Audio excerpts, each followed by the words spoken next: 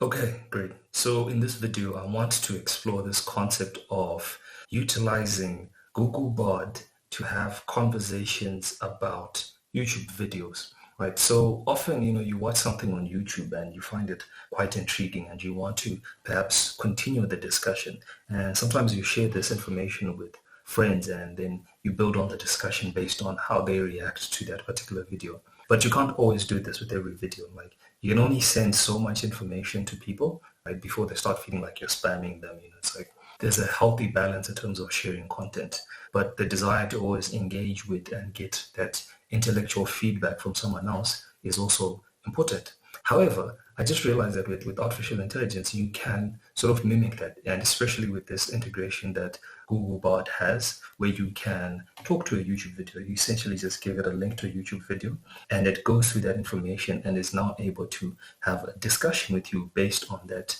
information it retrieved from the YouTube video. So in this particular experiment, what I'm going to do is I'm going to take this video that I just watched yesterday, actually. And this video is from a local show called Friday Drinks here in Zimbabwe.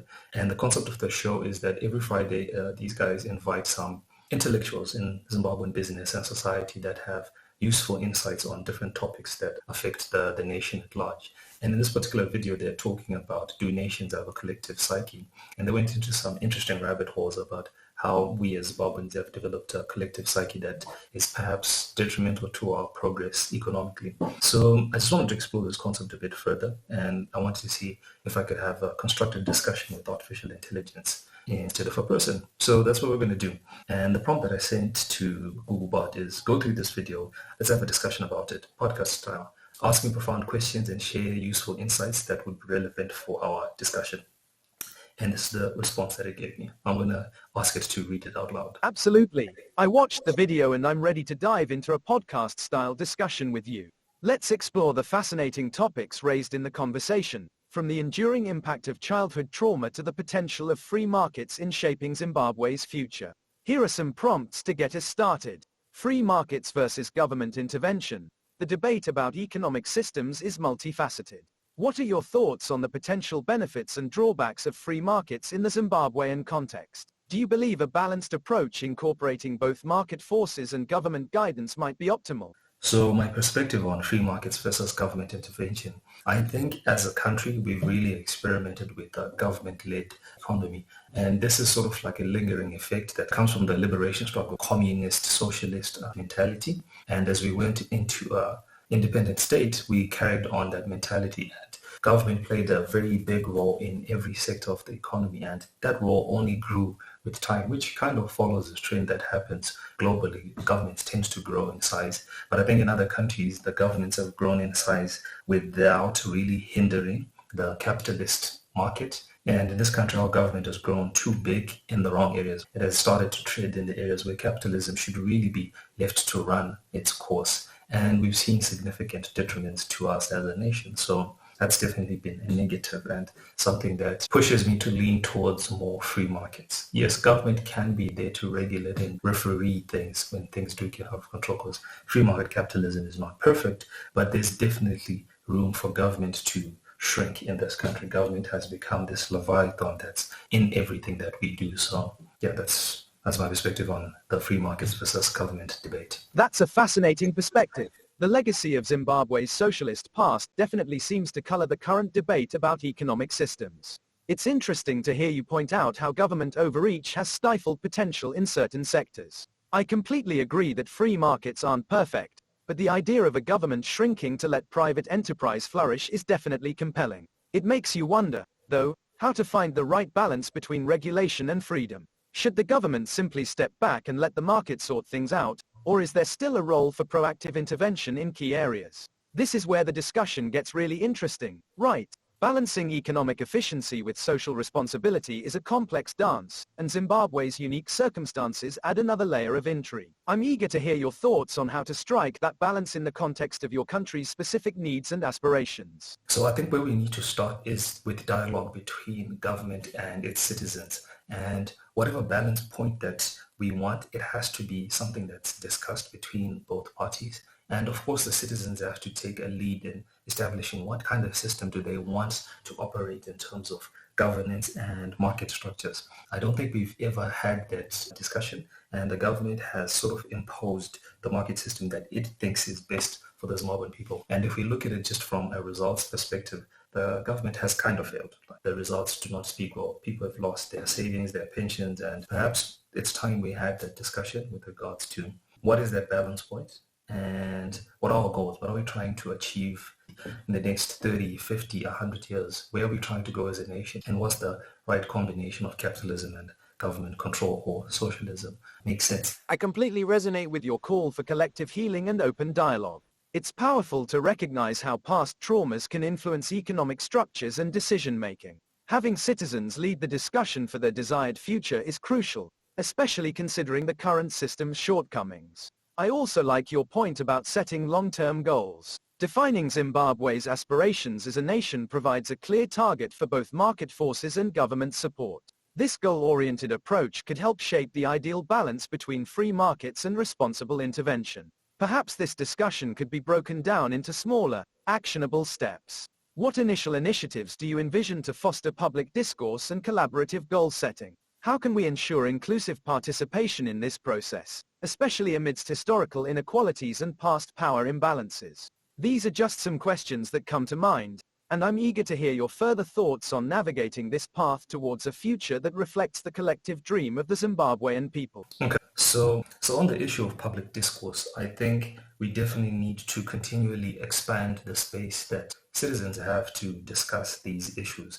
Me having this discussion, there's a part of me that's partially scared that, oh, you know what, I shouldn't be saying these things. Like in our society, the dominant thinking is that we should not have any engagements with government. You should not say anything that criticizes government. So the continual opening of the dialogue is very important. And when I look at even the show that I was watching, Friday Drinks, the discussion that they were having here is very high level, very frank, and represents a shift in the political tolerance to a certain degree, where if it's issues to do with business, I feel like the government of today has opened up that dialogue space where people can have frank discussions about what is going on. And people are still scared. People are still scared to really open up, but more and more people are starting to engage and start to talk about these things and perhaps give insights into how we can navigate this and create a better future for all of us as Zimbabweans. So I think that's where we need to really start just opening up the discourse. So my question to you is,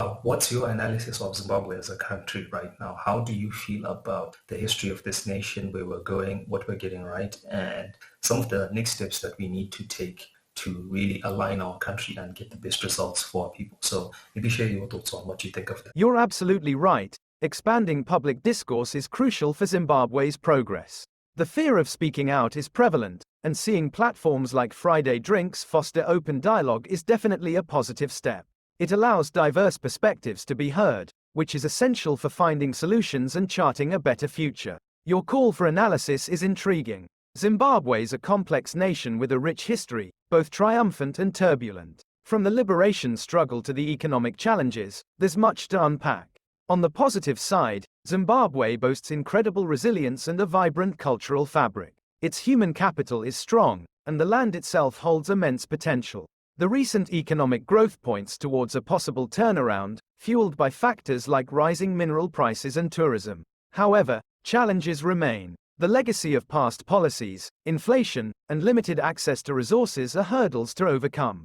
Corruption and political polarization also hinder progress. Additionally, the dependence on external factors like global commodity prices presents risks. So, where do we go from here? Continued progress in public discourse is key. Openly discussing issues fosters accountability and allows for innovative solutions. Diversifying the economy beyond commodities, investing in education and infrastructure, and tackling corruption are crucial steps. Fostering a more inclusive political environment where diverse voices are heard is also vital. Remember, this is just a starting point. Every perspective, including yours, is valuable in shaping Zimbabwe's future. Keep pushing for open dialogue, keep holding your leaders accountable, and keep advocating for a brighter tomorrow. The path won't be easy, but your voice and engagement are vital to Zimbabwe's journey. Let's keep this conversation going. What specific areas do you think Zimbabwe needs to prioritize in the coming years? How can we ensure that economic growth translates into tangible benefits for the people? These are critical questions that we, as Zimbabweans, have the power to answer. I definitely think an area of focus for the nation would be in leveraging its human capital and developing that side of the economy. If you look at our forex earnings, a lot of the money is actually coming from diaspora remittances. So we've exported a lot of human capital out into other countries. And perhaps we've never really taken the time to articulate a policy that maps out how the country would like to interact with the diaspora and make that relationship a lucrative one for both the people that are out there and the nation itself. So that's a place of focus that we could probably spend some time in. Then, of course, there's the human capital that's actually in Zimbabwe. Zimbabweans are very literate. Zimbabweans are very smart, able to adapt to any work environment and any work culture. Our culture, I say, is not too abrasive. We have a very neutral culture that can blend into other cultures, which allows us to easily step into different companies, different organizations, and different countries. And backed with our natural intelligence, I think there's an aspect of natural intelligence plus an education system that's allowed a lot of people to flourish if we dedicated more resources towards that and giving people the opportunity to work online. I think that could provide significant value to the country. Then, of course, the tax regimes. The tax regimes have to be structured in a way that incentivizes people to interact with the government. Right now, there's so much incentive not to interact with the government, and it's causing so many challenges. And it goes back to that childhood trauma and us just taking time to heal and have open discussions. So there's so much nuance in the Zimbabwean situation, and it's a process that requires all of us to be engaged and willing to have these discussions. Okay, so that's the end of my discussion with Google Bard. I think it's been very insightful and really helped me expand my own understanding of the information that I just consumed and gave me a chance to articulate my thoughts and get that, that bounce back that you need in a conversation and the different angles. What I would criticize, however, is that Bard was so too agreeable for my liking. I kept prompting it and asking it to give sort of a contrarian view, but it wouldn't do that. It just kept agreeing with me. I mean, it's always nice to have something or someone agree with you, but I think a nuanced discussion where there's some criticism of your thinking is also. I think the next one what I'll do is I'll try and include that at the start of the conversation and really be more nuanced in explaining to it how I want it to interact with me, and we'll see how it goes. So yeah, thank you for taking the time to listen to this. Really appreciate you.